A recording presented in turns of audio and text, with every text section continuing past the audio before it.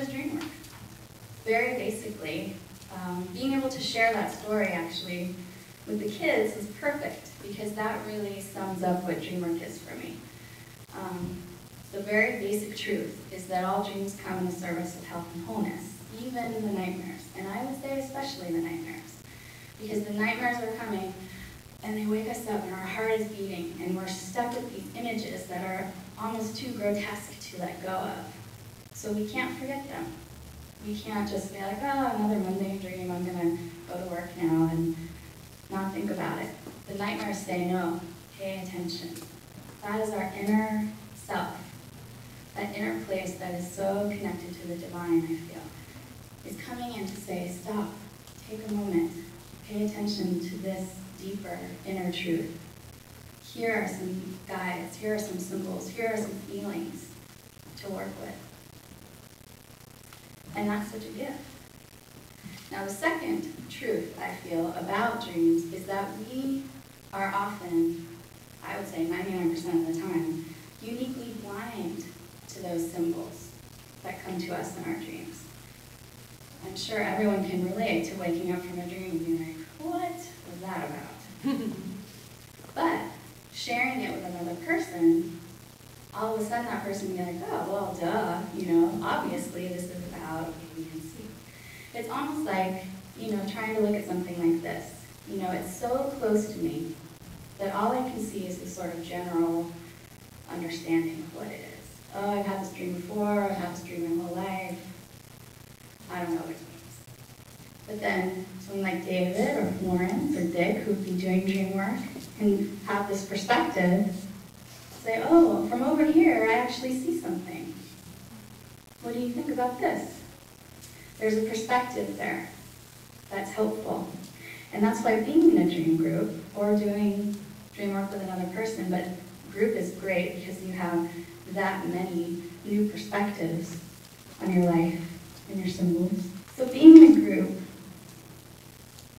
can really step up the spiritual practice of dream work. And I do believe it's a spiritual practice. I'll actually talk about that in a little bit later.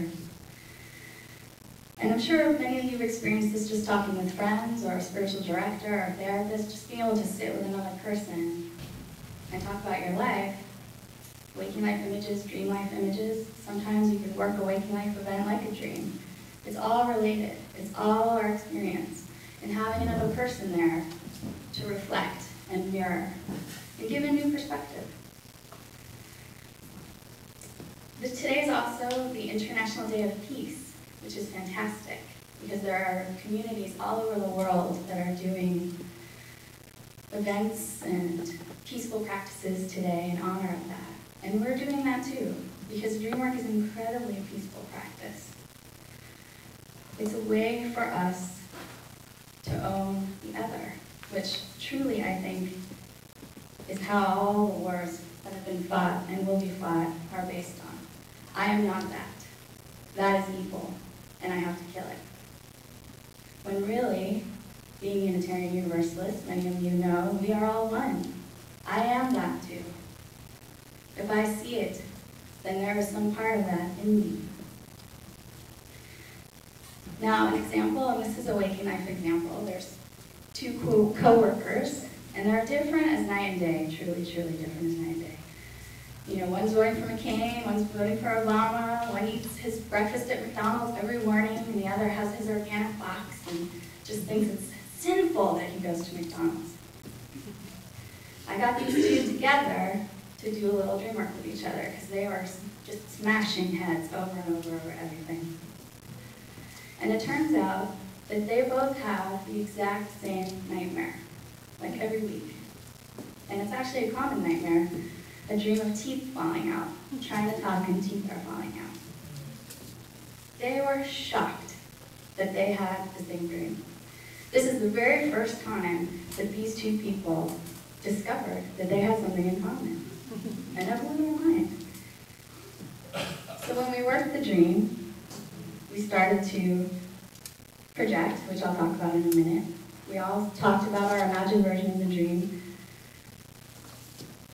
and we came to an understanding that what was true for both of them, what this teeth falling out symbolized, was this inability to speak their core truth. Every time they spoke, all these teeth would get in the way.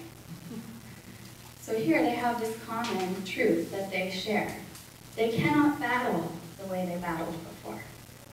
Peacefulness had come into their relationship. They didn't become the best of friends, but it shifted.